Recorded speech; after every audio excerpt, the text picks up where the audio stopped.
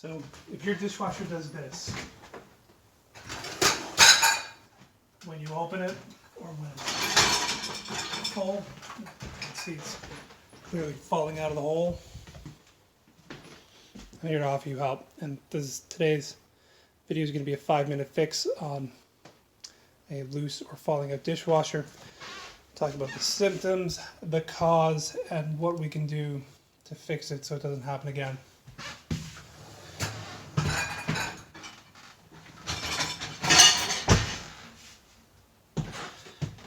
So the real issue with this is the screws that they generally give you with your dishwasher installation kit are kind of short, but that's because if they were longer, they'd go through the counter. The problem though is that the threads on them, if you compare these two screws, the threads on this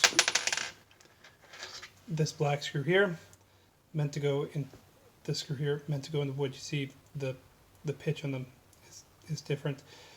This has more threads per inch than this, and this is going to hold better in the particle board that this is made out of. This actually more closely resembles a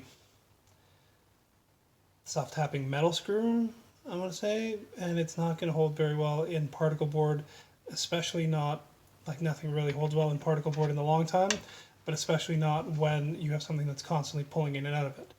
So